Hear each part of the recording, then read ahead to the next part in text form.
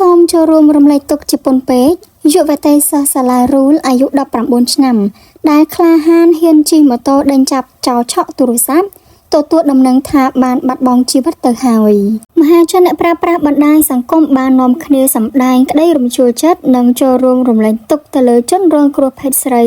អាយុទើបតែ19ឆ្នាំតែប៉ុណ្ណោះជានិស្សិតនៅសាកលវិទ្យាល័យនីតិសាស្ត្របន្ទាប់ពីជិះម៉ូតូប្រដេញចោរឆក់រហូតបុកគ្នាជាមួយចោរបណ្ដាលឲ្យដួលរងរបួសធ្ងន់រហូតមកទល់ថ្ងៃទី2ខែសីហាឆ្នាំ2026បានទទួលដំណឹងថាជនរងគ្រោះបានទទួលមរណភាពហើយ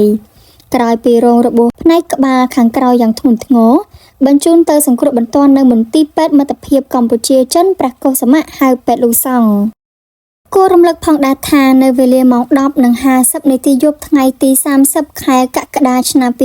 2026មានករណីជនសង្ស័យម្នាក់នៅក្នុងចំណោមបកពួក2នាក់បានធ្វើសកម្មភាពជិះម៉ូតូឆក់ទូរស័ព្ទពីនារីម្នាក់បានសម្រេចតែត្រូវនារីរងគ្រោះជិះម៉ូតូតាមបំបុកពីក្រោយបណ្ដាលឲ្យដួលម៉ូតូទាំងពីរគ្រឿងដួលនៅលើចិញ្ចើមផ្លូវនៅចំណុចជាប់រង្វង់មូលទួលគោកចាស់ស្ថិតនៅលើផ្លូវ992កែងនឹងផ្លូវ606នៅក្នុងសង្កាត់បឹងកក់ទី2ខណ្ឌទួលគោករាជធានីភ្នំពេញតាក់ទងទៅនឹងករណីនេះតាមរយៈប្រភពព័ត៌មាននៅនឹងកន្លែងកើតហេតុបានឲ្យដឹងថានៅមុនពេលកើតហេតុគេឃើញនារីរងគ្រោះជិះម៉ូតូមួយគ្រឿងម៉ាក Honda Scorpio ពណ៌ខៀវពាក់ស្លាកលេខភ្នំពេញ 1LO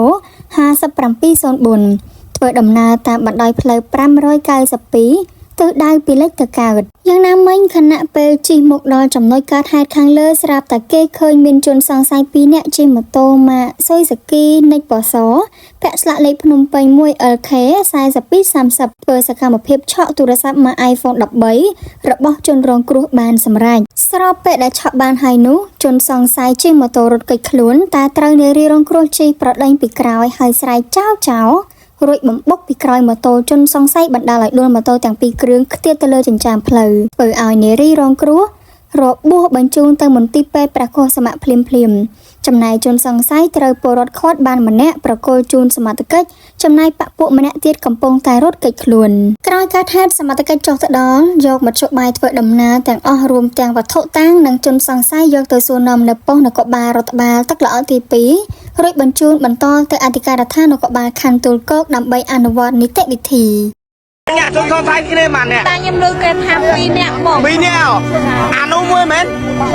អូវាជីដោយគេអូនជីនិចហ្មងនិចនៅក្នុងគុំអូពេលហ្នឹងវាធ្វើសកម្មភាពយ៉ាងម៉េចខ្ញុំមិនដឹងដែរខ្ញុំមកឃើញគាត់ស្លាប់បាត់អូឥឡូវគាត់ត្រូវក្បាលហ៎ចាហ្មងចាប់ពីក្រោយហ្មងគាត់ជាម្នាក់ឯងណាចាហ្មងថា